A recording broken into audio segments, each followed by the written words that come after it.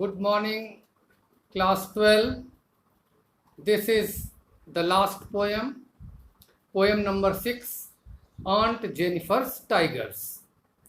Before this poem, there is one more poem, The Roadside Stand, which has been deleted for this year. So this is last poem of this book that I am going to explain to you about the poet. Title of the poem is Aunt Jennifer's Tigers. Adrienne Rich, 1929, was born in Baltimore, Maryland, USA. Baltimore, Maryland राज्य USA में एक जगह है, एक शहर है, यहाँ इनकी पैदाइश हुई थी, यहाँ पर इनका जन्म हुआ था एड्रियन रिच का, जिन्होंने इस पोएम को लिखा है. She is widely known for her involvement in contemporary women's movement. अब पूरी दुनिया में अभी जो महिलाओं के अधिकारों के लिए जो लड़ाइयाँ लड़ी जा रही हैं, उसकी ये पोएटेस जो हैं बहुत बड़ी आवाज़ हैं. किस माध्यम से आवाज़ हैं? As a poet and theorist. Theorist का मतलब ये एसेज लिखती हैं, आर्टिकल्स लिखती हैं महिलाओं के मुद्दों पर. She has published 19 volumes of poetry. You can imagine, आप कल्पना कर सकते हैं कि 19 वॉल्यूम्स ऑफ पोएट्री इन्होंने लिखा है. कितनी ग्रेट, कितनी बिग राइटर हैं ये. 3 कलेक्शंस ऑफ एसेज के 3 कलेक्शंस हैं. एंड अदर राइटिंग्स, इनके अलावा तमाम दूसरी राइटिंग्स. और स्ट्रॉन्ग रेजिस्टेंस टू रेसिज्म. जब एक जाति के लोग, जैसे आपने हिस्ट्री में पढ़ा होगा, जर्मन्स ने यहूदियों पर, ज्यूज पर कितना अत्याचार किया था रेसिज्म के नाम पर. तो रेसिज्म वर्ड से आप परिचित होंगे. मानवों का एक समूह जिसकी अपनी विशिष्ट, जिसका अपना इतिहास हो, कल्चर हो, भाषा हो, जीने की शैली हो, वह रेस कहलाती है. जैसे आर्यन रेस. तो रेसिज्म, इंसान और इंसान के बीच में रेसिज्म को लेकर के लड़ी जा रही लड़ाइयों का इन्होंने हमेशा अपनी राइटिंग से विरोध किया है. एंड मिलिटरिज्म, एक देश दूसरे देश के ऊपर मिलिटरली कब्जा करना चाहता है, लड़ाई लड़ना चाहता है, इसका भी इन्होंने विरोध किया है. Echoes through her work. Echo का मतलब इन बातों की, मिलिटरिज्म के खिलाफ इनकी आवाज़, रेसिज्म के खिलाफ इनकी आवाज़ इको करती है, यानी उसकी गूंज, यानी उसका जिक्र इनकी रचना में जो कुछ ये लिखती हैं उनमें हमें सुनाई देती है. The poem aunt Jennifer's tigers. अब हम प्रेजेंट पोएम पे आते हैं कि क्या पोएटेस कहना चाहती है. Addresses the constraints of married life a woman experiences. हमारा समाज जो है, जब से यह समाज बना हुआ है, आज भी पैट्रियार्कल समाज है, यानी पुरुष प्रधान समाज है. इस पोएम में पोएटेस ने यह बताने की कोशिश की है, यह दिखाने की कोशिश की है कि मैरिड लाइफ में पहुंचने के बाद एक महिला की जिंदगी कितनी कंस्ट्रेंट्स से भरी हो जाती है, यानी कितनी बाधाओं से बंध जाती है वो महिला. उसकी पूरी आज़ादी जो है छीन जाती है, हम उसे छीन लेते हैं और उसे गुलाम बना करके रखते हैं उसकी मौत तक. मैरिड लाइफ के कंस्ट्रेंट्स ये हुए.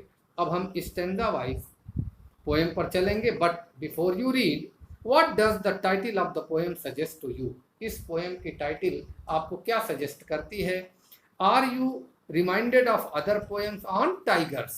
अब टाइगर के माध्यम से एक मैरिड लाइफ में जा चुकी महिला की जिंदगी को कंपेयर कर और कंट्रास्ट करने की कोशिश पोएटेस कर रही हैं. इस पोएम में स्टैंजा वाइज समझने की कोशिश कर रहे हैं.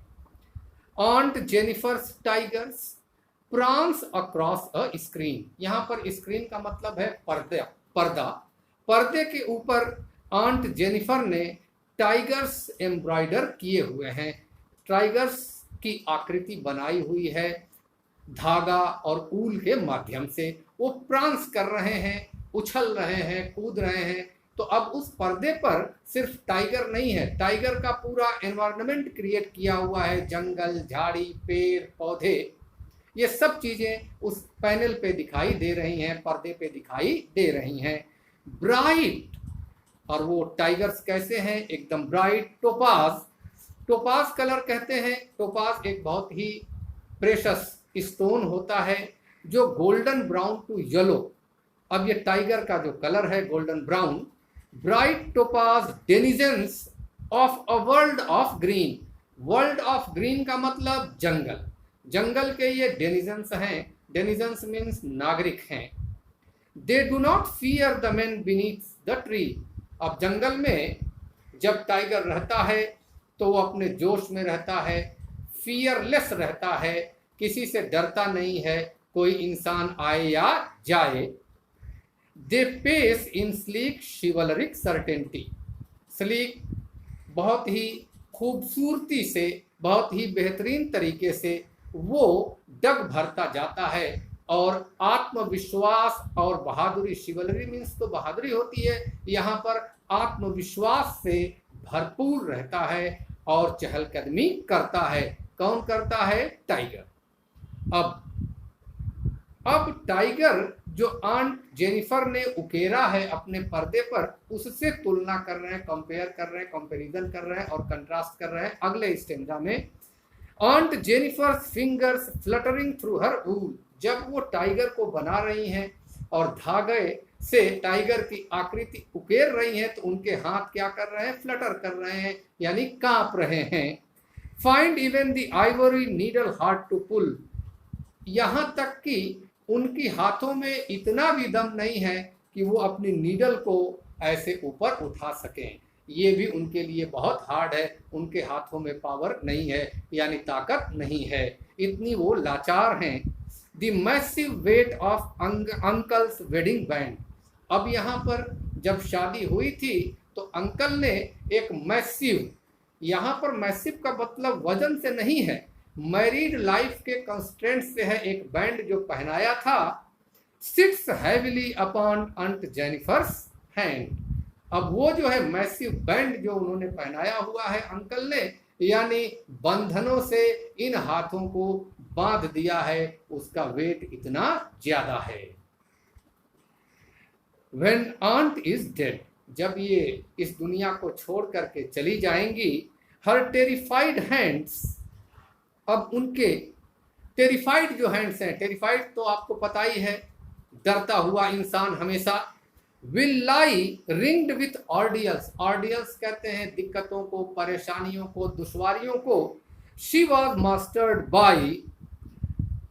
अब कह रही हैं कि अंकल ने पूरी जिंदगी इनको जो टॉर्चर किया है, इनको जो सताया है, इनको जो परेशान किया है, उन परेशानियों को, उस टॉर्चर को ले करके ही आंट जेनिफर इस दुनिया से विदा हो जाएंगी। But tigers in the panel that she made, लेकिन वो टाइगर्स जिनको इन्होंने अपने पैनल में बनाया हुआ है, विल गो ऑन प्रांसिंग, ये उछलते रहेंगे, कूदते रहेंगे, प्राउड एंड अनअफ्रेड। उन्हें किसी किस्म का डर नहीं, किसी किस्म का भय नहीं। लेकिन आंट जेनिफर ने अपनी पूरी जिंदगी जो है मैरिड लाइफ की जो गुजारा है, वो डर में, टॉर्चर में गुजारा है। यही पैट्रियार्कल सोसाइटी का जो है देन है कि इस किस्म की जिंदगी महिला को गुजारनी पड़ती है। तो this way children, your book Flamingo has been completed. Now onwards I'll take the other book. Thank you very much, class 12.